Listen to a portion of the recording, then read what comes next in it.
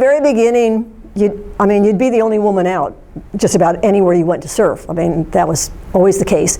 So, you'd paddle out someplace like San Clemente Pier or Oceanside, and there'd just be some guys out there. And when you first paddled out, you could tell they were kind of, giving you the look and going, okay, what the heck is she doing out here in our waves, And they wouldn't give you the benefit of the doubt. They'd kind of take off on you and whatnot. But my experience was, as soon as they saw that you could surf, and in fact you were better than most of them, they were so welcoming. They were so happy to have me out there and so supportive. My career was filled with men being super supportive and helping me make it as far as I did.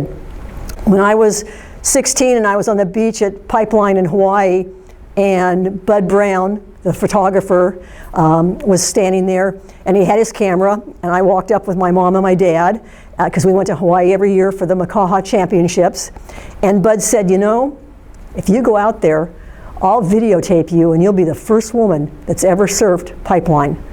And so I gathered all my guts, and my mom didn't want me to go out, and I went out, and he filmed it, and so I have that to my name.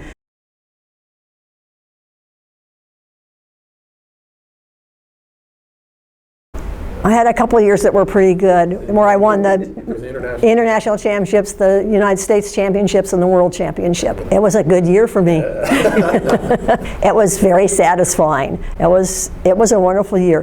My whole focus was the competitive side of surfing, which at that time, that's not what most people were interested in surfing. It was more of a fun time and a casual, and they didn't want organized sports. That's why they were surfing. I came from that side that wanted it to be organized and stuff, so I think that's one of the reasons I was really successful in the beginning of my career, because I was really the only one that really took contests seriously. I trained. I mean, nobody trained back then. I cross-trained, I ran, I lifted weights, I surfed. All they ever did was surf, because they were doing it for the fun of it. And for me, the fun of it was the competitive side of it. It was the men that were doing the most progressive surfing, that were really pushing the envelope of what you could do on a surfboard. So my mentors were the male surfers, Phil Edwards and Barry Kainapuni. These were the surfers I looked up to and tried to emulate. So that was the direction I took my surfing, whereas most of the women hadn't started doing that yet. They were kind of looking to one another. And I thought, well, there's more. We could go further if we look to the men, because they're pushing the envelope so much more. And so I think I was the first one that really got the women trying to emulate the male surfing style more, which was much more aggressive and much more athletic.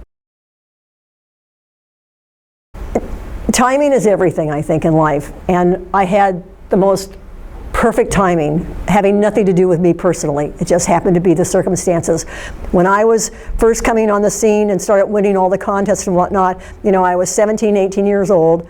I was the epitome of what Madison Avenue thought of surfing females. I was blonde and, athletic and whatnot. And so Madison Avenue started to get into surfing and present it as not just a crazy sport just being done on the West Coast and the East Coast, but something that could have reference all the way across the country. So I was fortunate. I got sponsors.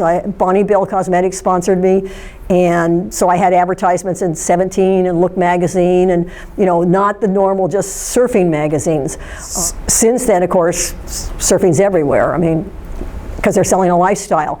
And at that point, they were starting to sell that lifestyle. You had all the beach blanket movies, you had Jan and Dee, the music that was based on surfing and whatnot. You had some big companies that weren't just niche surfing companies like Hang 10 that came into it and started to do lines to promote it in, Peoria or, Madison, Wisconsin or something. And I was just lucky enough to be there at the time.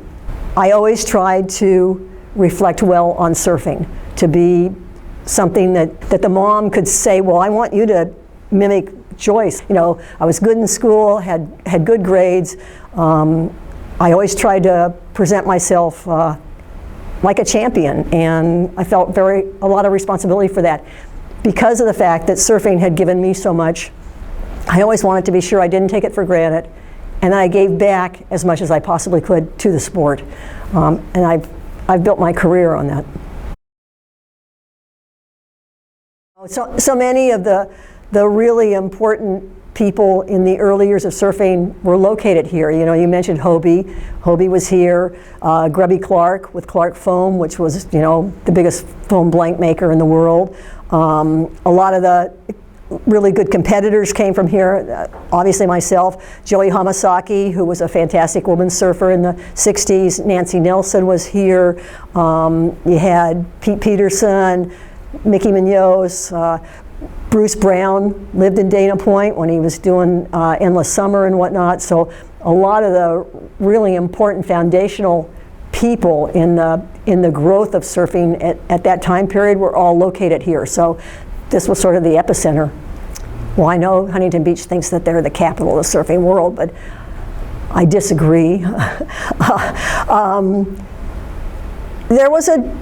I think there was a different feel. It was a different group of people that were up there, and I think they always felt a little maybe slighted because we had all those people here down here south, you know, and they didn't have them.